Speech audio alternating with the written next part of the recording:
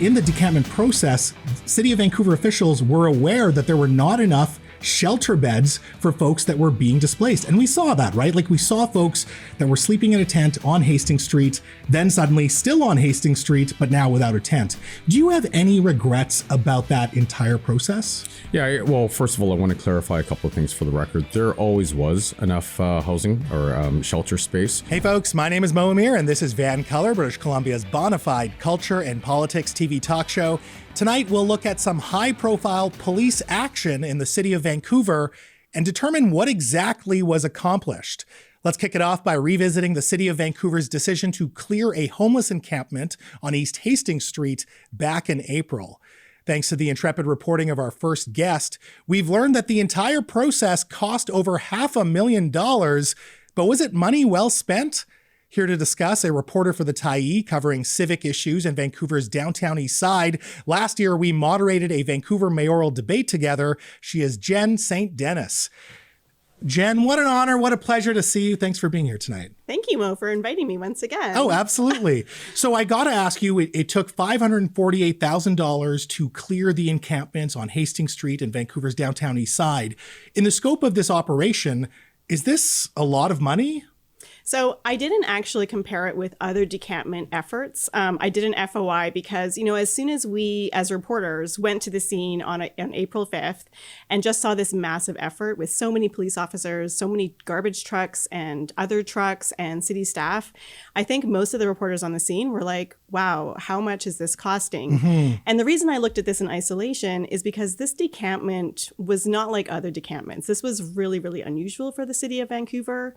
Usually what the city does in partnership with BC Housing and the provincial government is try to, get lease hotels or buy properties or get some sort of number of shelter and housing spots as they clear, a difficult homeless, really entrenched homeless encampment in a city park, for instance. Mm-hmm. This was different. They did not really have shelter lined up for people. They were just going through and saying, this is too dangerous. You guys all need to go. And we'll get into the shelter spaces in a second, but I guess perhaps a more important question is, was this money well spent? So I think that depends on your view of this homeless camp, and I think that, the Mayor Ken Sim got elected on this promise to restore law and order in the city. This entrenched homeless camp on Hastings Street was certainly a problem. Like, it wasn't safe. There were fires being started. The fire department said they would come and people weren't getting out of the way. It was difficult to fight fires. We know there was a lot of sexual assaults happening, a lot of violence. So no one was saying it was safe. But so if you were on that camp and you really wanted the street to be clear, then sure, maybe $500,000 was the right price to pay. But when you think about, we've talked to advocates for homeless people who say, this amount of money being spent to push people along and not ensure that they actually have adequate housing, this could have been spent better. So basically what I'm hearing is, if the goal is out of sight, out of mind, great way to spend money. But if we want to actually connect people to services and have better health outcomes or even better housing outcomes for them, then perhaps this could have been spent better. Yeah, exactly. Okay. Now, going to this idea of shelter spaces, Vancouver Mayor Ken Sim was on this very program back in June, and he said there were plenty and, in fact, enough shelter spaces and housing for the folks that were being displaced from East Hastings Street. You've looked into it and you saw that there wasn't. Is that correct? Yeah. I mean, I think a bunch of us have. Nathan Griffiths at the Vancouver Sun did an FOI and found internal communication between city staffers acknowledging that there wasn't enough shelter spaces on that day and the subsequent days. So, for instance, they were clearing something like, over 50 people. And by the end of the day, they knew that there was only like 13 shelter spaces open. 13? Well, it was, the numbers fluctuated throughout the day as there were more than 13 people being displaced. Definitely. So I think he pretty definitively showed that there was not like a one-to-one shelter spot for people. Right. We know that shelter operators were caught completely off guard. They told reporters that they didn't have enough space. They told us that they were scrambling to find mats. People were showing up. Like, keep in mind, it was raining on those few days, right, quite heavily.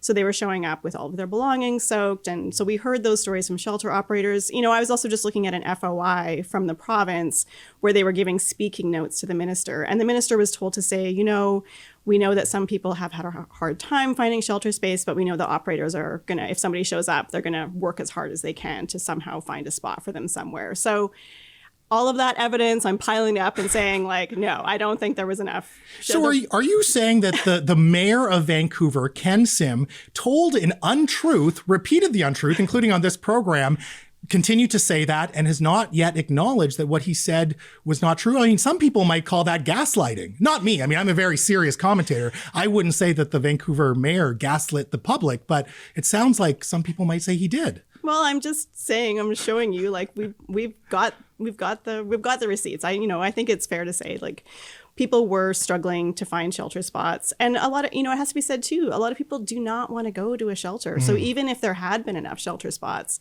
there are legitimate reasons that people don't want to stay in shelters. There's a lot of residential school survivors in the downtown Eastside. And we hear from them that they have trauma that's triggered from being in a setting like a shelter.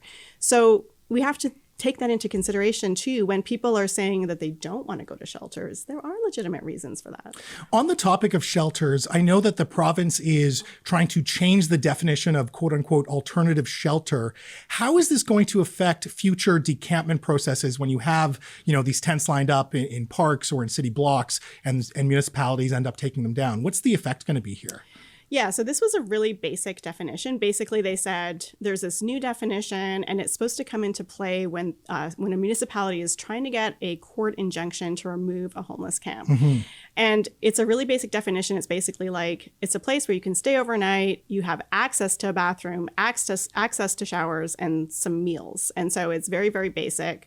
I'm not really sure how it's going to hold up in court, because we have seen courts strike down attempts to enforce camp clearing, even when they're offering things like SRO rooms or shelter spots, because those what courts have said in the past is that people are BC Housing and the city are not taking into account people's specific needs. And we saw that during the Hastings encampment. One of the most vulnerable groups were women having their shelter taken away.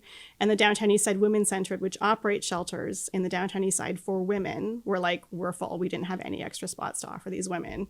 So we'll see how that plays out. I know that the province is putting this definition in place because they're getting a lot of pressure from municipalities who are increasingly dealing with these homeless encampments. And it's all throughout the province. It's big communities, little communities. We are in a new era of homelessness. It's sort of like put your mind back to the 1930s when we had, they would call them like hobo jungles back then. It's not the 1980s anymore. It's really a new era where we're seeing very, very widespread homelessness, and it feels like governments are it feels like they feel like they're running out of options, and they're grasping at these sort of more punitive measures just to get rid of the problem. Fascinating. Jen, thank you so much for your time tonight, and thank you so much for all your great reporting that you do at the Tyee. Thanks, Mo. Absolutely. Folks, one of Vancouver's best reporters, she is Jen St. Denis. Also, if you're in Vancouver on November 30th, come join me and Jen at the Rio Theater to celebrate the Tyee's 20th birthday. It's going to be a lot of fun. Visit thetyee.ca for more information. Now, after some business, Vancouver Police recently raided a provincially funded activist group that was distributing illicit drugs to members of its Compassion Club. But what exactly did that accomplish? And have we lost the plot on addressing BC's toxic drug crisis? We'll talk about it up next.